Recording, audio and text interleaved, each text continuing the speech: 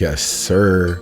Mod Tricker, back up in this thing, man. Today, I'm reacting to some creepy TikToks that'll leave you gobsmacked. Let's get it. Someone just snuck into Bohemian Grove, recorded it, and posted it on YouTube, and it wasn't Alex Jones. The site was completely empty. There wasn't any secret meetings or rituals going on, but he did get a good video of the big owl inside of it and what goes on around it. And if you saw my 3-part series about Bohemian Grove, you know that this is a pretty big deal because of the stuff that goes on in it and the people that attend these meetings. No way. Well, it's the owl. A bunch of ferns have grown on it.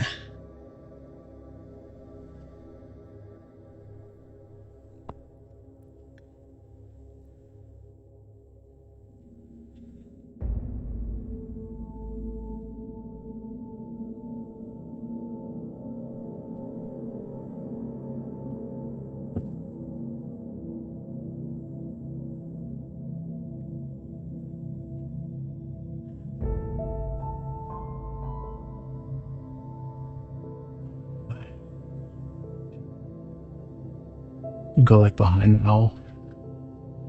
There's some owls. I feel like Bohemian Grove is just the elite's version of the Burning Man Festival, but instead of fun activities, they're just coming up with plans for world domination all day. A gigantic sea monster discovery on southern England's Jurassic coast. Take a look at this. Scientists unearthed a nearly 7-foot-long skull of a pliosaur. Many of its 130 teeth and dagger-like fangs are still intact.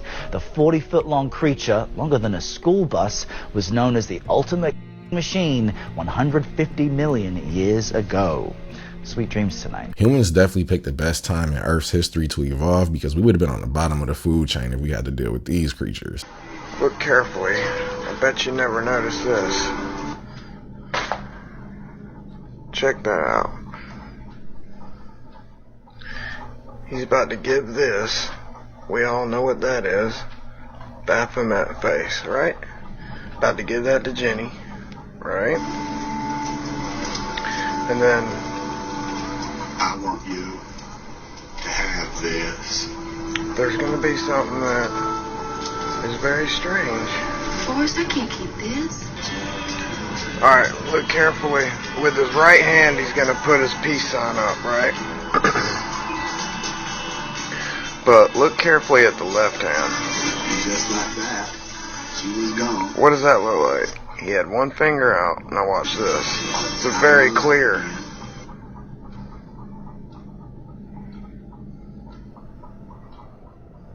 Baphomet salute. I mean, that's just something strange that people don't do with their other hand. And then right after that scene, guess what else it is? Moon landing. Boom.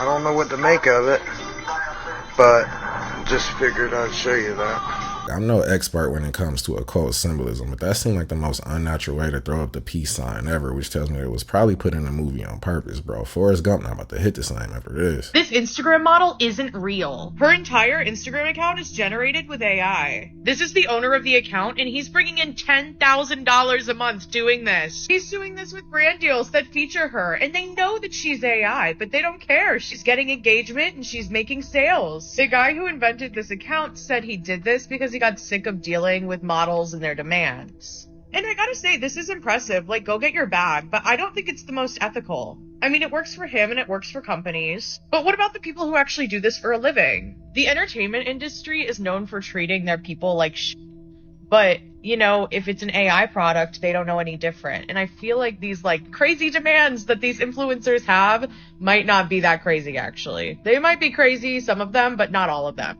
And something similar to this is actually the whole reason why the actors are on strike. It's just wild that he found a way to take models out of modeling. And this begs the question, what's next? And he's not a manager, he is the product, so he gets to keep all of the profit. It's a little sad because say what you want about influencers, but like it is a job. And it's like, how are Instagram models supposed to compete with this? And like, influencers that are trying to, get brand deals, sell products. Models already have a really short shelf life, and this is not helping. He might have just opened up the floodgates with the AI generated model, because once all the major fashion corporations hear that they don't have to pay supermodels no more, it's a wrap.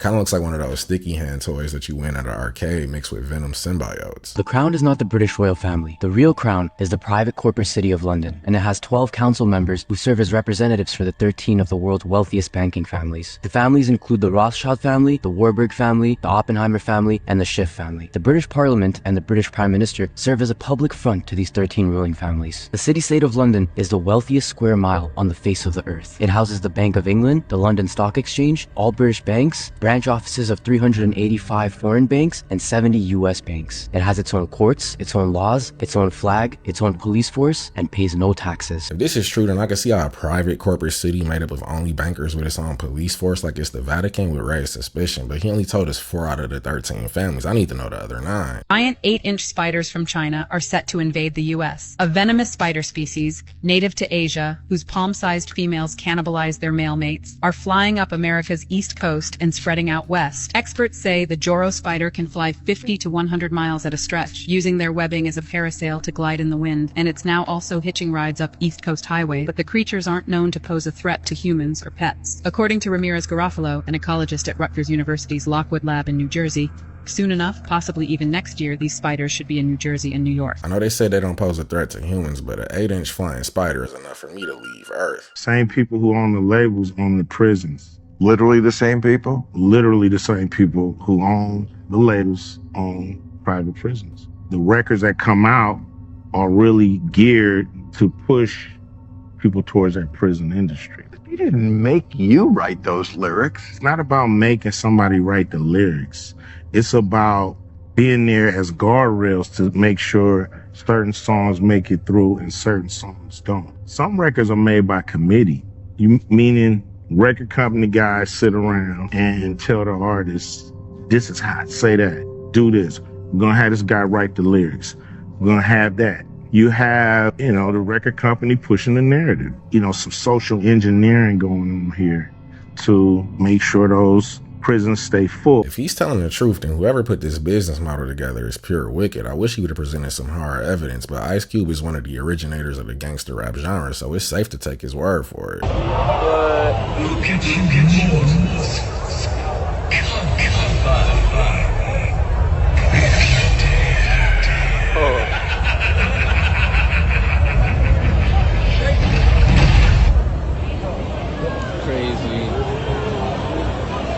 They got the Project Bluebeam systems dialed in now. That looked a little too realistic. Look, the point is, how can they project holograms of that size? And therein lies the problem, because people are, when you see hologram, they're thinking of a Walt Disney little pixie dancing around in a little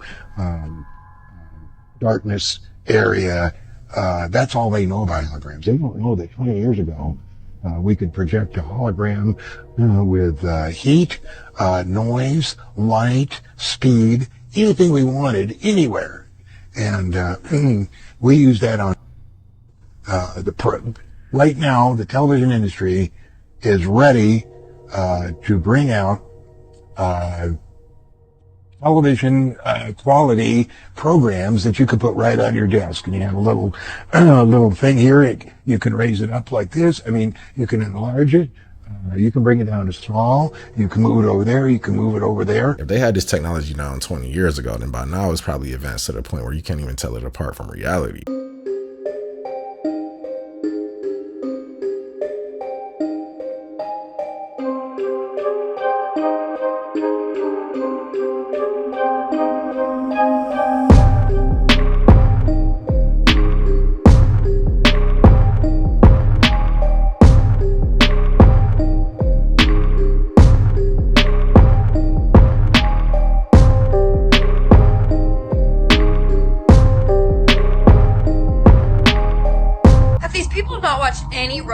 ever? Bro, now we're just counting days for a robot takeover. One of these programmers should just write a line of code to prohibit robots from ever looking in a mirror like that again, because the last thing we need is for AI to become self-aware and realize that humans can just pull the plug on them. Have you heard of such a thing as no-fly zones? For instance, you can't fly in certain areas near Arctic Circle or the Antarctic Circle. The reasons being is because there are lands there we're not supposed to know about. I'll give you one example. Sir Captain George Hubert Wilkins, a contemporary of Admiral Byrd, flew beyond Antarctica, and he said that he found there many lands and peoples 5,000 miles beyond Antarctica. They are excluded from all of our maps. The globe is a container, and it's a container of all the known land.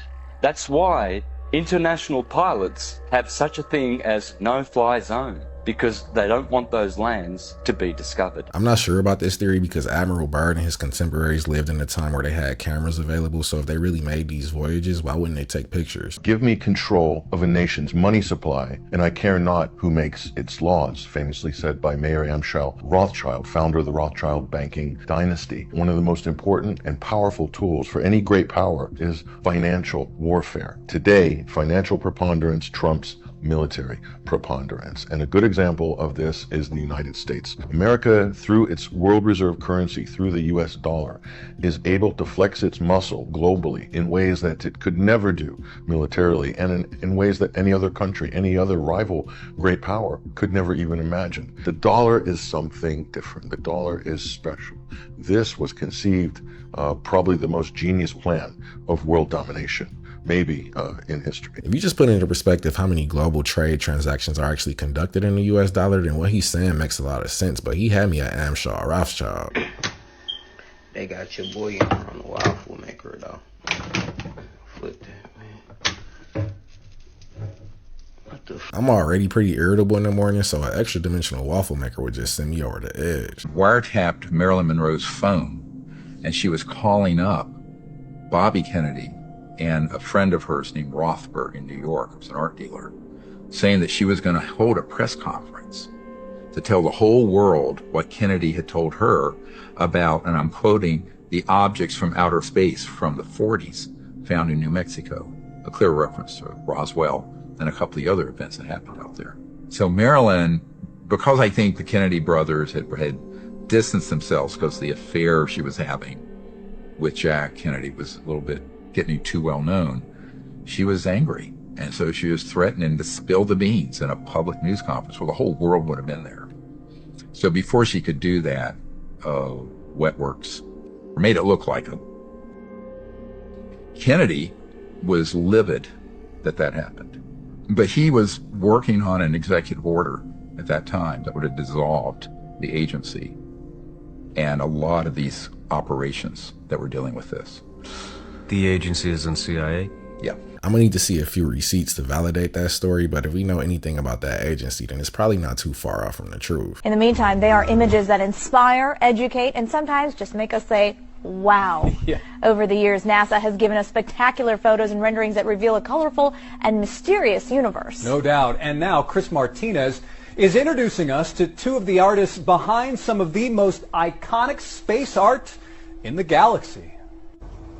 In a small, bright office, working side by side. Let's see. Robert Hurt and Tim Pyle bring the universe to life. What we're doing does have real science underlying it. Robert is an astrophysicist turned artist. Tim, once a Hollywood animator, is now a planet illustrator. Together, they produce some of NASA's most popular images, from renderings of how planets light years away could look, to actual photos of stars and galaxies captured by NASA's powerful telescopes. And this is sort of how it comes to me. And then Many of those images have a dark, grainy start, but color and light reveal an astonishing glimpse. This is on brand for NASA, so I'm not surprised, but it's unsettling to know that all these images from space that we've been led to believe are actual photos from our universe are really just artistic interpretations from a couple digital artists. I tell my soul, should I just tell them the truth? Yes, I'm with the Illuminati, yeah. 60 Red, one of the top trending female artists, just said on Instagram Live that she sold her soul and is in the Illuminati. I'll show you the full clip in a second, but it's just funny to me how open they are about this kind of stuff, whether they're joking or not. They know they're gonna get exactly what they want either way, because the record labels are just gonna keep playing this in the radios and in our playlists. I mean, look at these music videos. How is this even real? Did I sell my soul? Should I just tell them the truth? It's time for me to just keep it 100 with y'all. Like, yes, they got me in this. I don't know. I can't get out of it. Getting too much money. I'm getting too much money. I don't want to get out of it. That's what y'all wanted to hear. Now I'm saying. They talk about stop playing. You just left this Hollywood party, baby. This Balenciaga party. Uncle Balenciaga. I don't necessarily think she's an Illuminati because I don't believe Jacob is just handing out memberships that easy, but she's definitely pushing the agenda. A video is going viral of this very strange black goo type substance supposedly made out of nanotechnology. The weirdest part is that some internet users are saying that this was actually found buried in ancient pyramids. I'm gonna play the video and let you decide. This is really, really strange. Check this out.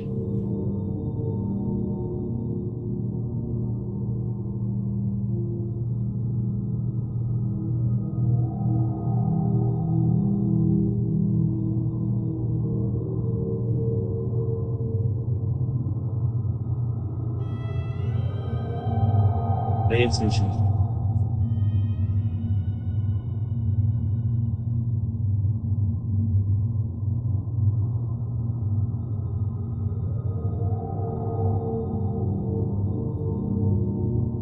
Look at that. What?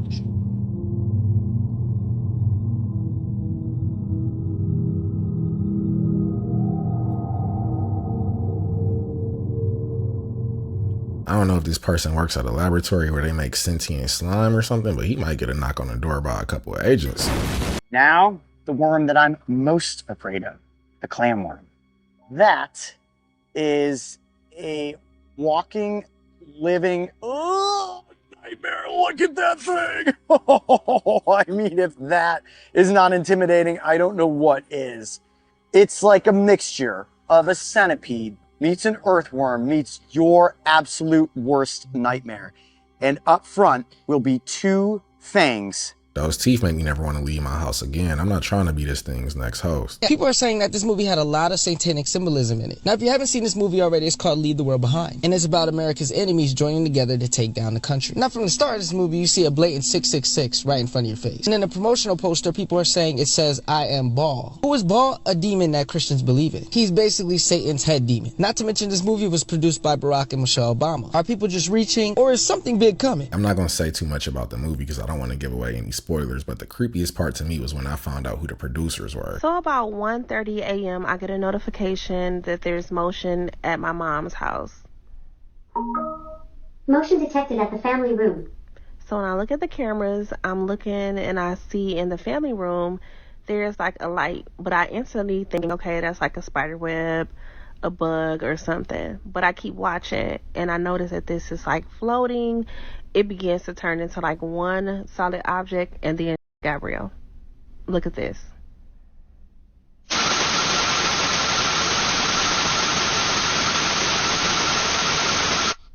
WTF. So the dog was crying. The dog would not come with me, so I had to go in there myself. You know what? I've seen enough episodes of Ghostbusters to go in there and see, you know, what's up.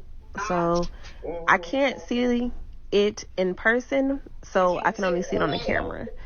So I'm looking on my phone trying to find where it is. Yeah, I see it. Oh, we right at it. Come on, Brandon, get out of here. Come on. It's still in here. It's following me now. I'm with Grandma. I'm getting out of there ASAP. I'm definitely not reaching my hand out trying to touch it like it's the Space Jam basketball. In 1983, I did radio tomography with 30 watts, looking for oil in the ground. I found 26 oil wells over a 9-state area, and 100% of the time was accurate with just 30 watts of power beaming straight into solid rock. HARP uses 1 billion watts beamed straight into the ionosphere for experiments. Picture these strings on the piano as layers of the earth. Each one has its own frequency. What we used to do is beam radio waves into the ground, and it would vibrate any strings that were present in the ground. We might get a sound back like, and we'd say, that's natural gas. We might get a sound back like, and we say that's crude oil. We were able to identify each frequency. We accomplished this with just 30 watts of radio power. If you do this with 2 billion watts, the vibrations are so violent that the entire piano would shake. In fact, the whole house would shake. In fact, the vibrations could be so severe underground that could even cause an earthquake. This makes me question if some of the most recent seismic events were natural or caused by this, because Iceland just had a few thousand earthquakes over the span of a week not too long ago, which seems a little excessive. Now we see many celebrities doing this with their eye. So what does it mean? It is the eye of Bilam.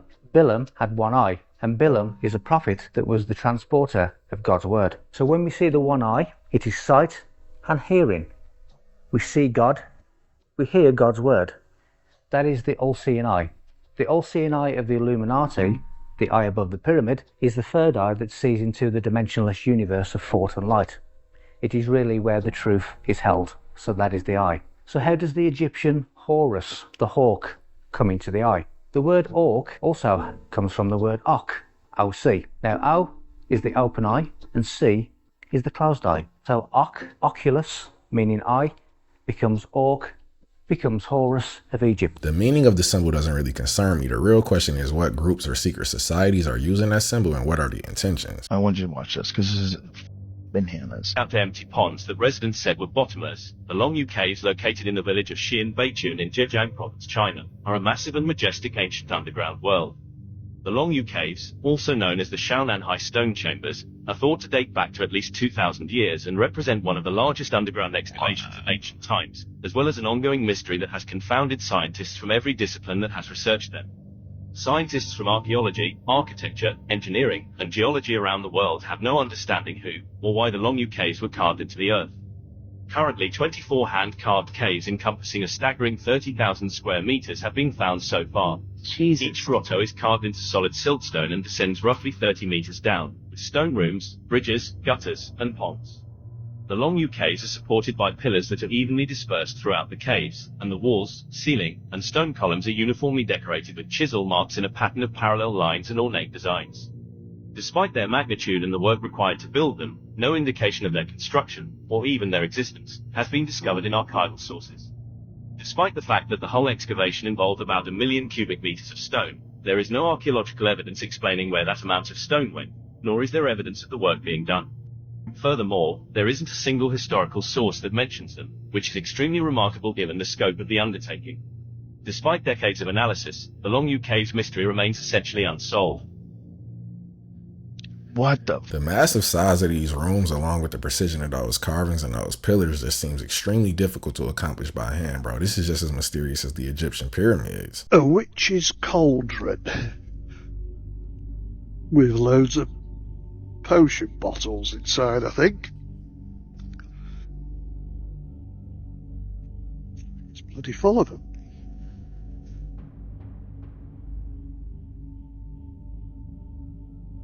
Isn't earlier on pulled this bloody iron figure. And that to me looks like something to do with witchcraft. I could be wrong, so somebody tell me. Well, it must be over 100-year-olds, made of iron.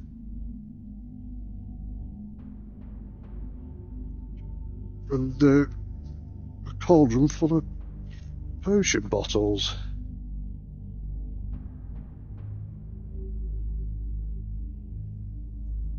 Anybody tell me about it? If I was him, I would just leave it alone. I'm not trying to get a medieval time spell cast on me. They were probably 10 times stronger back then. I've been waiting for somebody to point this out, and now I'm just tired of waiting. So a lot of weird things have been reported about the Denver airport, and you probably heard about most of them. They have that scary horse statue. The airport itself is way too big. They went $2 billion over their $2 billion budget. There are a bunch of crazy apocalyptic murals. There are those gargoyles all over the place. And there's a bunch of underground tech that's supposedly inoperative. In addition, it's been confirmed that there are a number of facilities deep underground that no one is allowed access to. Some with some very ornate gold leaf architecture that connect into the vast underground tunnel system out there. But here's what I want you to look at. It's the dedication capstone of the airport. Now ignore the Freemason symbol, which I'm sure you've seen before, and look 4 lines below that where it says, "Thanks to Martin Marietta Aeronautics," because I think this is one of the most interesting portions of this capstone and the whole lore associated with the Denver airport. Now, if you didn't already know it, Martin Marietta is a military-industrial complex company that manufactures top-secret and above top-secret space technology and operates multiple programs and facilities that you will